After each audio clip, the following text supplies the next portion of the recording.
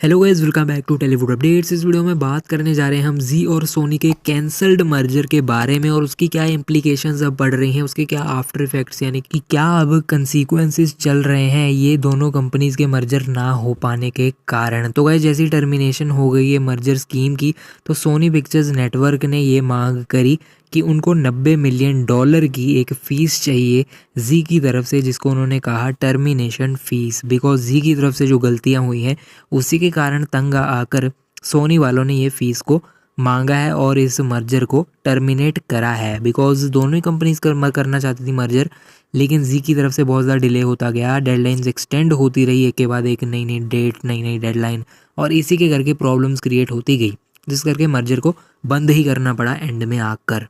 तो सोनी ने इसी करके वेस्ट ऑफ टाइम के कारण, वेस्ट ऑफ मनी के कारण ये 90 मिलियन की टर्मिनेशन फ़ीस मांगी है, बट जी ये देने को तैयार नहीं हुआ है। ऑफ कोर्स जी बिल्कुल भी अफोर्ड नहीं कर रहा है इस टाइम पे इतनी बड़ी फ़ीस देना, बिकॉज उनके ऑलरेडी बहुत ज़्यादा लॉसेस हो रहे हैं, बहुत ज़्यादा लॉस में चल रही है कंपनी।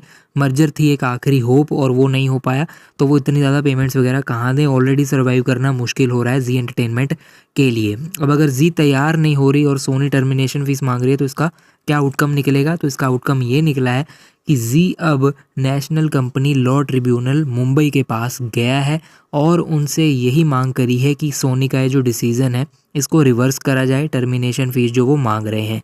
जी का ये कहना है कि सोनी ये जो भी बेसिस पे मांग रहे हैं 90 मिलियन की टर्मिनेशन फ़ीस का कोई भी बेसिस नहीं है। ये जो एग्रीमेंट टर्मिनेट किया है उसके चलते हुए जी की इसकी कोई गलती नहीं थी, जिसके कारण उनको $90 मिलियन देना पड़े।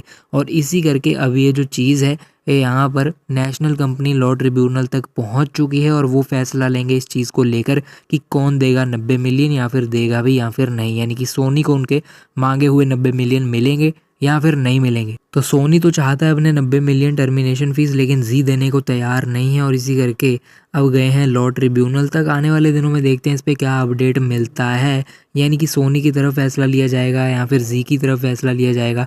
सोनी को उनके 90 मिलियन टर्मिनेशन फ़ीस मिलेंगी या फिर नहीं मिलेंगी। आने वाले दिनों में जो भी अपडेट होगा डेफिनेटली दे दूंगा। सारी अपकमिंग यही सोनी और जी के अपडेट्स के लिए हमारे चैनल को सब्सक्राइब करके बेल नोटिफिकेशन ऑन कर लीजिएगा, ताकि आप कोई भी ऐसी खबर मिस ना करें। फिलहाल के वीडियो में इतना ही, मिलता है नेक्स्ट वीडियो में। अभी के लिए चलता हूँ, गुड।